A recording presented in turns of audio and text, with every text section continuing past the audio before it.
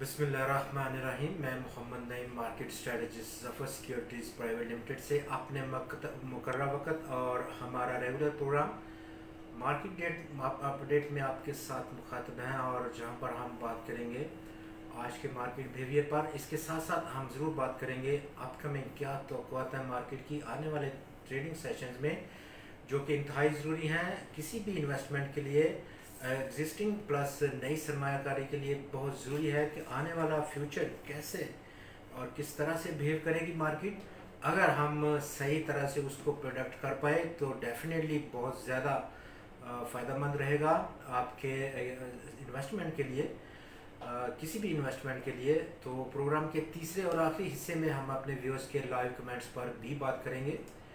तो प्रोग्राम का आगाज़ करते हैं। आज पहला सेशन नए हफ्ते का, और आज का आगाज़ इतना कोई अच्छा नहीं रहा। कारोबार का इख्तिताम आज इंडेक्स ने 226 पॉइंट्स की कमी के साथ किया।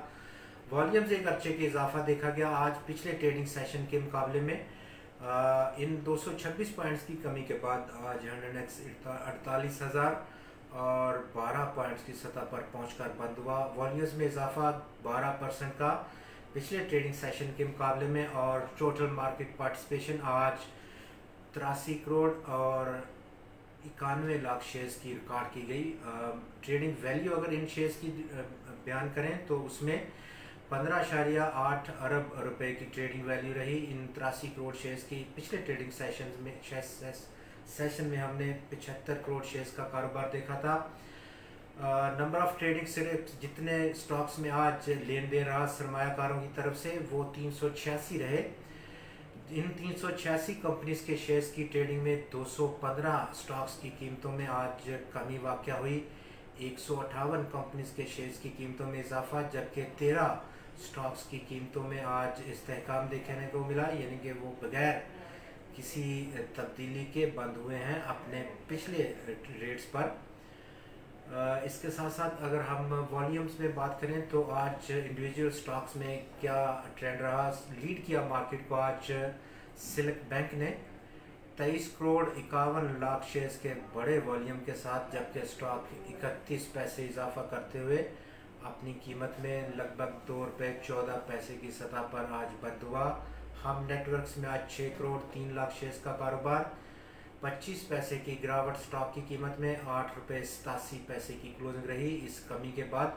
वर्ल्ड कॉल टेलीकॉम में आज 5 करोड़ 84 लाख शेयर्स का कारोबार रहा, 12 पैसे कमी रही स्टॉक की कीमत में और 4 रुपये की सतह की क्लोजिंग रही। पाकिस्तान इंटरनेशनल बल्क टर्मिनल में आज 4 करोड़ 56 लाख शेयर्स का कारोबार रिकॉर्ड हुआ, 14 पैसे का इजाफा रिकॉर्ड किया गया स्टॉक की कीमत में, 12 रुपये 1 पैसे की क्लोजिंग रही। फौजी फूड्स आज 4 करोड़ 28 लाख शेयर्स का बड़े वॉल्यूम के साथ टॉप 5 वॉल्यूम लीडर्स में रहा। इस 4 करोड़ 28 लाख शेयर्स की ट्रेडिंग में स्टॉक 40 पैसे इजाफे के बाद 18 रुपये 31 पैसे की सतह पर बंद हुआ। अपकमिंग क्या मार्केट बिहेवियर रहेगा, और आज पहला ट्रेडिंग सेशन नए हफ्ते का। इससे पहले जो हफ्ता गुजरा पोस्ट बजट हफ्ता, उसमें भी मार्केट में इतनी कोई बहुत ज़्यादा अच्छी कारकर्दगी नहीं रही है। कुल 66 पॉइंट्स की कमी रही पिछले हफ्ते में ऑन वीकली बेसिस पर, और आज का नए हफ्ते का आगाज़ भी 226 पॉइंट्स की कमी के साथ हुआ। आज टेक्निकली बात करें तो इंडेक्स 10 दिन की एक्सपोनेंशियल मूविंग एवरेज की सपोर्ट को ब्रीच करते हुए, जो कि 48,175 पॉइंट्स की सतह की थी, बंद हुआ है 48,012 पॉइंट्स की सतह का। मज़ीद हम तो करेंगे कि आने वाले ट्रेडिंग सेशंस में चूँकि रोल ओवर सेटलमेंट है फ्यूचर कॉन्ट्रैक्ट्स को लेकर के, और रोल ओवर भी इस बार बहुत मेगा रोल ओवर है। History high roll over 6 crore 36 lakh shares की सेटलमेंट होना है इस 5 ट्रेडिंग सेशन में, जिसमें कि अभी 4 ट्रेडिंग सेशन मज़ीद बाकी हैं। रेंज बाउंड बिहेवियर नंबर 1 पर प्रोडक्ट किया जाना एक बहुत ही काबिल अमल फोरकास्ट है आने वाले ट्रेडिंग सेशंस में। फर्दर जो रिडम्पशन है, जो कि उससे भी बड़ा एक मार्केट को इस वक्त फेस करना पड़ रहा है, वो एक बड़ा फैक्ट है। इंस्टीट्यूशंस की, फंड्स की, ब्रोकर्स की, चूँकि एनुअल क्लोजिंग है, जून एंड है, तो बैलेंस शीट को बेहतर करने के लिए ये तमाम लोग अपनी रिडम्पशन करते हैं, सेल करते हैं स्टॉक्स की, ताकि वो अपने शेयर होल्डर्स को, यूनिट होल्डर्स को पे कर सकें और अपनी बैलेंस शीट को बेहतर तौर पर प्रोजेक्ट कर सकें अपने इन्वेस्टर्स के लिए। तो ये वो बड़े फैक्टर हैं जिन्होंने इस वक्त मार्केट को अपनी ग्रिप में लिया हुआ है। इससे आगे बात करें तो फाइनेंशियल एक्शन टास्क फोर्स, उसका एक मीटिंग जो कि कल से शुरू होगी, 25 तक जारी रहेगी, जिसमें कि पाकिस्तान को जो टाइम दिया गया लास्ट फरवरी में, उस पर क्या पेशरफ रही, ये तमाम वो जायज़ा लेगा। नंबर 3, इंटरनेशनल मॉनेटरी फ़ंड के साथ स्टैंड ऑफ पाकिस्तान का डायलॉग में रुक गए, और जो अगली किस्त है अब इंटरनेशनल मॉनेटरी फ़ंड ने उसको मज़ीद आगे बढ़ा दिया, जो कि जुलाई में उसको डिस्पर्स करना था। अब वो उसको सितंबर तक ले गया है। सितंबर में रिव्यू किया जाएगा। IMF पाकिस्तान की परफॉर्मेंस, तमाम उन शराइत को एक बार फिर से जायज़ा लेगा, आया कि पाकिस्तान अब तक की क्या परफॉर्मेंस रही है, उस पर पूरा उतरा कि नहीं उतरा। ये तमाम वो फैक्टर हैं जो इस वक्त सरमायाकारों को दरपेश हैं। टेक्निकल बात करेंगे। इस ब्रीच के बाद, यानी कि 10 दिन की एक्सपोनेंशियल मूविंग एवरेज की सपोर्ट की ब्रीच के बाद, अगला पॉसिबल सपोर्ट जो कि 25 दिन की एक्सपोनेंशियल मूविंग एवरेज का सपोर्ट लेवल है, वो 47,000 और इस वक्त 533 पॉइंट की सतह पर मौजूद है। हम तो करेंगे कि आने वाले दिनों में मार्केट यहाँ पर एक अच्छी सपोर्ट बना सकती है, लेकिन सरमायाकारी के लिए अगर आप नई सरमायाकारी करना चाहते हैं तो बिल्कुल आपको वॉच एंड सी की पॉलिसी को अपनाना होगा। मज़ीद चंद दिन जो कि इस जून के हैं उसको इंतज़ार करना होगा, ताकि आपको एक अच्छी प्राइस मिले। ये बेसिकली इंतज़ार करना एक प्राइस डिस्कवरी में बहुत अहमियत का अमल है। एक अच्छी प्राइस मिल सकती है आपको, कुछ दिन इंतज़ार कर लें। प्रोग्राम के अगले हिस्से में हम बात करेंगे अपने व्यूज़ के सवालात पर, और उसके लिए हमें ज्वाइन करनी है मेरे साथ शाहिद।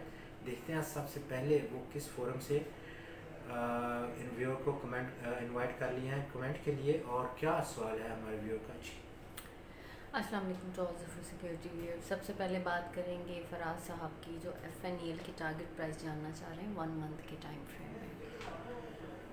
जी, फराज साहब, फर्स्ट नेशनल इक्विटीज़ बेसिकली एक लो प्रोफाइल कंपनी है और इलिक्विड भी है।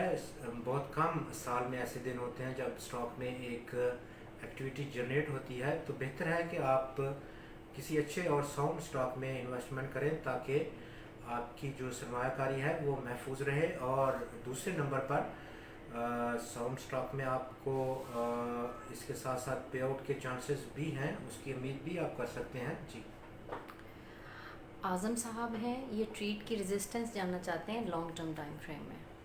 जी आज़म साहब, ट्रीट इस वक्त अपने 52 हफ्तों का बुलंद तरीन सतह पर ट्रेड हो रहा है, और फिलवक्त जो रेजिस्टेंस है स्टॉक में, या हम इसको टारगेट प्राइस कह सकते हैं, वो 43-42 रुपये की सतह पर काफ़ी भारी है।